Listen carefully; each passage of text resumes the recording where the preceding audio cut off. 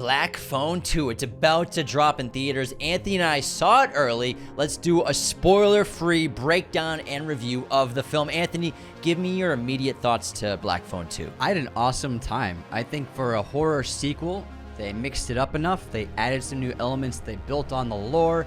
Ethan Hawke returned, but in an evolved state.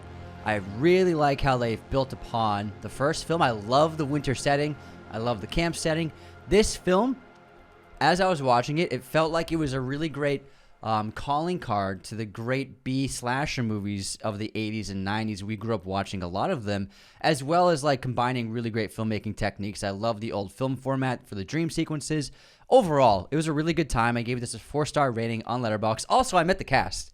I met Mason Thames. Oh, he seems like a nice guy. Really nice guy. We talked for a little bit. He just turned 18, yeah. So wow. Yeah, he looks like a kid. He was 14 in the first one. Whoa. It was his first movie as well. Wow. And then I met the actress Madeline McGraw, who plays his sister Gwen in the film. Also very nice. Ethan Hawke, I didn't meet, but he was sitting 5 feet behind me. Oh my god, I saw him. It's I crazy. saw him so close. Handsome Hawk. Yeah. 6 feet away. But it was great. We went to the red carpet premiere, and it was a really good time. And honestly, I had a great time with the film. Me too. You know, I really love the first film a lot, and I'm someone who loves horror, and I love how we've been getting so many great high concept ideas and, you know, interesting motifs and themes in horror, and it's just elevating horror with social things or grief as a main motif or trauma, and, you know, getting these really great one-off films. But I also love horror franchises with great horror icons when they're pulled off really well. You know, Freddy, Jason, Mike Myers. I think there's something to having a horror icon and being able to make effective sequels to live on for a franchise. And horror, I think, is one of the best genres for that. This century, it's been lacking. You know, we haven't had great horror icons that have kind of survived past 2 or 3 movies, and sometimes they're not that great. Not to say that every Freddy movie is great, every Mike Myers movie is great, but they've lived on for decades. And the Black Phone 2, I think, does what a movie like Sinister, which Scott Derrickson also made, dropped the ball with the second film, is continuing the story really effectively and engaging and creating a great icon. Bagul could have been a great icon. Yeah. But everyone forgot about that movie now. But I think Sinister's great, and it's cool. I love how he teamed back up with Ethan Hawke for The Grabber for Black Phone. And the second film does exactly what I wanted. Like you said, it expands the lore. We learn a little more about The Grabber, and it's good. It's a really solid movie, and it sets the foundation for there can be more. You know, we can make an entire franchise out of this and be effective, and The Grabber can be one of the big icons of this decade, I think, in horror, for sure. And what's been eluding franchise building the right way in recent years is this like never-ending desire of laying out sequels and Easter eggs, and movies never really have an ending because there's a post-credit scene, or they're setting up a sequel, or they're setting up a new character. And the universe building of franchises has just gotten to the point where it's like no movie is like single contained anymore. The Black Phone franchise is really how it works best. They did a great job because the first film had an ending, and it was revealed by the director's wife and partner that Scott Derrickson had no intention of making a sequel. The Black Phone was based off of Joe Hill's book. There is no second book, and Derrickson never intended to make a second Black Phone movie. That first film is self-contained. It's not setting up more movies. It's not expanding a universe that's going to have a spin-off. I think that's what's putting people off. It's what puts me off of franchises. We're seeing every movie do that nowadays, where they want to expand. But if you make the movie strong and really great in terms of seeing it in the theater, and if the audience likes it and they want more, then okay, let's talk about making a second one. And that's what happened with this film. Joe Hill didn't write a second book, but Derrickson and him talked about it, and Derrickson was inspired by some ideas, and then they played around with it, and then they made the second film. This was not 2 years after The Black Phone. It's been several years since that first film came out. So it's not, and the same thing with this film. This movie is not setting up a future franchise. It's not setting up universes. It's not leaving you like tantalized or so with post-credit scenes. It's really just a self-contained story. And that's what I really like about the Black Phone franchise. But it's a story that can keep getting explored. Yes. You know, it's like Mike Myers, the Halloween movies. They always end with Mike just disappearing from the grass or something. You know what I mean? it could be over, but it might not be. I think that's what's fun. And so Black Phone 2 picks up 4 years after the events of the first film. The shift focuses from Finney's abduction to the lingering psychological scars on the Blake family. Now 17, Finney, played by Mason Thames, is haunted by PTSD, struggling with isolation and the weight of being the grabber's sole survivor. It's haunting him at school. People mess with him, and he's smoking a lot of weed to kind of cope with what happened to him in his past, and people are antagonizing him into fighting. And his 15-year-old sister, Gwen, with her psychic visions, which get explored even more in this film, starts receiving eerie calls on the Black Phone from her dreams, echoing the ghostly communications from the original. These visuals reveal a really new string of abductions that she wants to try to investigate and explore, because it's also connected to another person in their family. I don't want to spoil who it was, which gives her the motivation to want to go to this remote alpine lake winter camp during a brutal snowstorm to try to figure out what happened to these kids. Yeah. Real quick before we continue, check out this amazing The Running Man poster over my shoulder provided to us by our great friends at movieposters.com. Use our code Raiders10 to get posters from there today and get 10% off at your checkout. A lot of people are also using our affiliate link. We get notifications. We love to see that. Our affiliate link is available in the episode description or our social media bios. That gets us a commission off every purchase using that link. So use our affiliate link. Use our coupon code Raiders10 for 10% off. It's a win-win for everybody. You get an incredible poster from our great friends at movieposters.com. Yeah, it's basically like a cold case investigation film, which I really liked. It wasn't murders that have been happening around the area, which like the first film, but they're old murders. And a lot of people are complaining that this is a little too reminiscent of Freddy Krueger. And if you see in the trailers, the grabber interacts with Gwen in her dreams. He attacks her. She's very vulnerable when she's asleep. But it also affects to the real world. Yeah, exactly. But I don't think that it's really a rip-off of Freddy Krueger, clearly inspired, but Gwen's dreams in the first film showcased her abilities, so this film seemed like a really straightforward extension of that. And especially since the grabber's dead, he is now something that can haunt her through the ability she already had. So I think it seemed like Scott and Joe Hill figured, you know what, he's gone, he's been killed, but how can he come back? And it's through the dreams that Gwen has. And so for me, I was like, it doesn't feel like it's a ripoff of Freddy Krueger. They also went about it differently. This is not like a crazy surrealist abstract version of it. It's more visceral. It's physical. It's very haunting. It feels like a haunting. And I think they did a great job keeping it as keeping their distance from Freddy in A Nightmare on Elm Street and doing something their own way. And I think they pulled it off. I never felt like, and I'm a huge Nightmare on Elm Street fan, I never felt like it was done in bad taste or pulled too much. I felt that it was a really great homage to Freddy, to Jason, to Mike Myers, to a lot of great horror icons. And this film felt like an amalgamation of all of them. At the end of the day, every idea has been done a dozen times and a dozen times over. You know, I think we're at this stage in human storytelling civilization.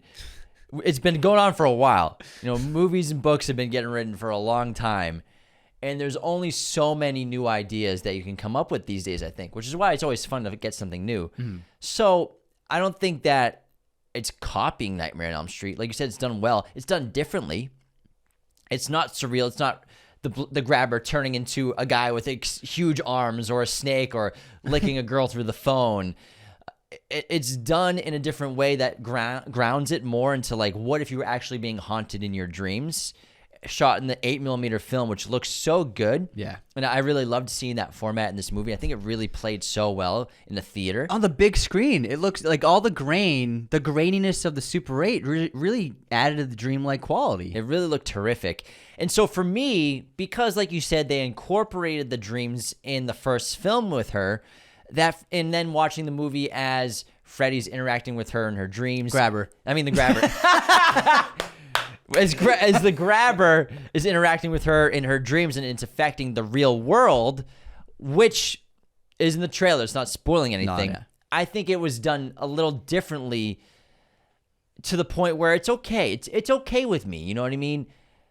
It's fine because it's a different movie. Like I said, there's only so many new ideas you can come up with. Yeah. As long as you don't make it the whole point of the movie is that, there are sequences like that, but the rest of the movie is more of us all experiencing a nightmare at the same time. And on top of that, this film is actually pretty touching and pretty moving and emotional. This is both of your lead characters, Gwen and Finney, go on emotional journeys in this film, and it can be very touching at times. I think both young actors did a great job. The script is simple, but they translated those feelings and those emotions really well on screen. And something that I didn't like about The Black Phone was I think that the abusive father, it was just done a little too much in the film, where it was just like, man, this movie's like really about abuse too. It's just like stuff like that. It can be hard to watch. This film has a bit of a lightness to it. It's quite funny. I think this movie has the 2 funniest jokes of the year for me, possibly. Really good jokes, really good humor. Every joke landed, and the audience seemed to gravitate to everything they were doing in terms of humor-wise. So I think they improved the tone of over the first one. I think this film is a better film overall. I think it's better made. I think I prefer the first one still. I think that movie was just so terrific and original and fantastic. And what I liked about the first one more than this one was Ethan Hawke as the grabber. He's very much in a dreamlike world. He's like stuck there on that dream plane. But I do think there's something to Ethan Hawke's visceral, real-life performance as the grabber in the first film that really irked me. The pale really skin terrified me. Going up the stairs and finding him asleep with the belt in his hand and the mask on, stuff like that was terrifying to me. But I think Ethan, anytime he's in a movie, he's amazing. Mason Thames as Finney coming back as an older version, an older actor too. His first film was Black Phone. And he did a great job. 14 years old, but he's booming. He was just Hiccup in one of the biggest movies of the year with How to Train Your Dragon's live action adaptation, and we'll continue with that franchise. And it's really fun, I think, to see an actor take on a big role as a kid and to see what they do the next time they're filling in those shoes, because it's probably not easy as a young actor, a young performer, to like differentiate your characters all the time. Because I was watching this interview where for him he kept accidentally bringing Hiccup's voice onto set, and he'd just hear Scott on the microphone be like, I'm hearing Hiccup. So it's like a process for him to getting used to, I'm a different character than what I was just doing for 9 months with that voice. Now I have to get in the headspace of I'm a different character now. I can build on Finney more. I think the what they did with Finney was fantastic in this film, because we've seen so many recent films depicting teenagers in like the same way, and they're rarely doing like carrying out bad behavior. And I liked Finney in this film. He's smoking weed the whole fucking movie. Yeah. And that's what a lot of kids do. That's what a lot of teenagers do, especially when they're going through stuff. Weed's a great escape, and it's the 70s. And so I really respected that. I liked what they did with the character. It's not just that he's dealing with stuff, but he's using a drug to numb himself, which is what kids do. Kids are too purified in movies sometimes, where it's just like they don't even feel like real kids. Kids can be troublemakers. Kids get into bad stuff. Kids smoke cigarettes too. Kids smoke cigarettes. So I really liked what they did with the character, and they made him way less innocent. He's been through the ringer, and he's trying to deal with it. He's struggling with violence. He on the surface he looks like he's angry, but really that's a cover for his fear that he feels constantly. So he's projecting strength in violence to cover up and mask how vulnerable he really is. So I think that what they did with the Finney character was great. What they did with Gwen was great. She became a more active character in this film. Really, in a way, the co-lead of the movie, if not the lead of the movie this time around. I think it's her movie this time. Yeah, and the relationship she had with her mother and understanding, but learning about the past, learning about the history of their mother and how she passed away, finding the truth out. And interestingly, their connection to the grabber, which was built upon in a really cool way. And I was like, actually, that makes a lot of sense. I like everything they did with this film. And there's also really great reference to the Hateful Eight in this film. I loved it. It's awesome. This has a Hateful Eight vibe. Snowstorm, trapped in a secluded area. There's also Demian Bichir, if you haven't seen, the great the Mexican actor who is in The Hateful Eight, and I think that it was no coincidence that Scott Derrickson cast him in this role.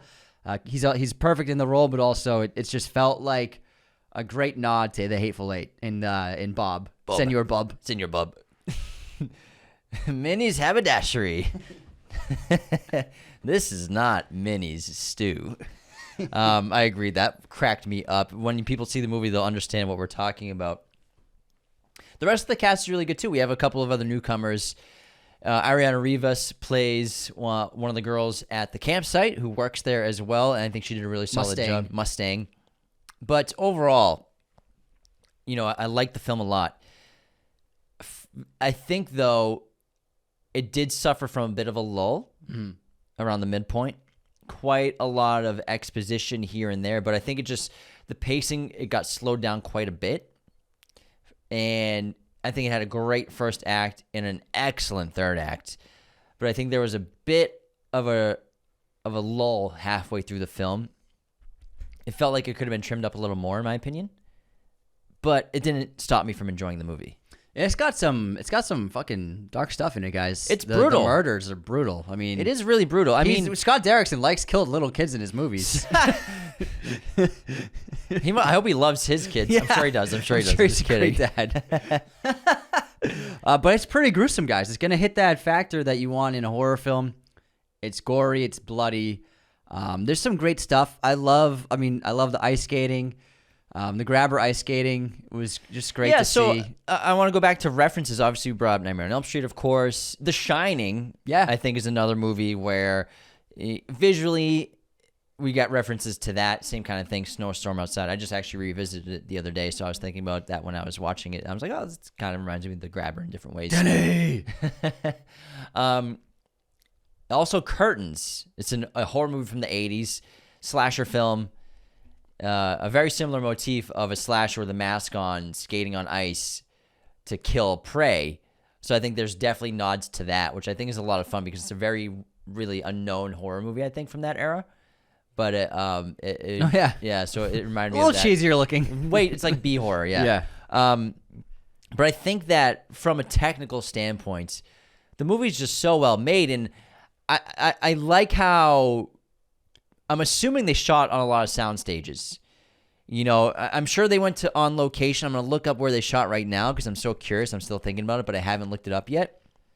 It's set in Colorado in the film, but I doubt they shot there for too much. They filmed in Canada, but it looks like a lot of the exterior stuff, especially on the ice, looks like soundstage work. Yeah. And if it is, they did a really good job. And it probably is soundstage stuff, but then they fill in visuals from real mountains and real snowy snowscapes. But I'm looking up. It was definitely those are definitely sets. The ice skating lake. The frozen lake was definitely a set. But it looked really good. It looked really good. They did a great job. They built the shit out of that set. Yeah. I mean, the first film was a huge hit. Made over $160 million at the global box office. This one will be too. I think this will easily clear 100. I think so too, and it's setting up. So the first film had a great opening weekend domestically of $23 million. This one's projected to be a little bit higher. Cool. So I expect it to be a huge hit. I think people are really going to enjoy this. I think it's a lot of fun, and it's really kicking off, I think. We're basically at the midway point of the month for horror, but so far I think it's the best horror of the fall season so far. It's my favorite horror film of the year. I think so. Yeah. Well, Sinners. I'd put Sinners up. This is number two. This is number two. I really like this film a lot. I think audiences will enjoy it. I think it's slightly better than the first film, and creatively, visually, it's got some really cool aesthetics. Again, it's really cool. Like even though the Smash Machine wasn't successful, it's really cool to see filmmakers shooting on old format film stocks and in smaller format stocks and putting them on the big screen again. And it's just, I think it looks fun. It looks great. They got really creative with this movie, and overall, I had a great time with the film. Yeah, I mean, and Jason Blum, he's such a great producer. Yeah. He's got a lot of movies coming out, but this one I think he knows is one of their diamonds. This is one of their surefire hits whenever they make one. I'm sure he wanted one, absolutely. But I think that the Black Phone and the Grabber are in great hands at that production studio. And he's obviously built such a huge career and catalog of films. And I think Black Phone 2 is one of the best properties they have at the moment. And I got to say, this movie ended so well, I don't need another Black Phone movie. Would you want another one? Yeah, I want one. Yeah? Yeah. We were talking about this in movie news. You know, the right genre, I think consecutive sequels works really well if you do it right, like action comedy. Yeah. Like we were talking about 23 Jump Street, 25 Jump Street if it's ever going to be made, 24 Jump Street. It's 23 Jump Street. No, it'd be 21, 20. All right, 23 Jump Street if it ever gets made. You were right first. But I'll take 25 Jump Street. Like that's the kind of movie like I'm happy to see sequels for that. I'm happy to see sequels for a horror icon that you can tell consistent stories for. I mean, I guess A Quiet Place is the other franchise right now of a new horror franchise. It's not specifically one icon. It's the same monster. That's one that I think is booming as well, and they do a really great job of. And again, I mean, I there's nothing that's driving me crazier nowadays than post-credit scenes and setting up the next film. And it's just like we're seeing it so often now. We saw it. You see it with Tron Ares.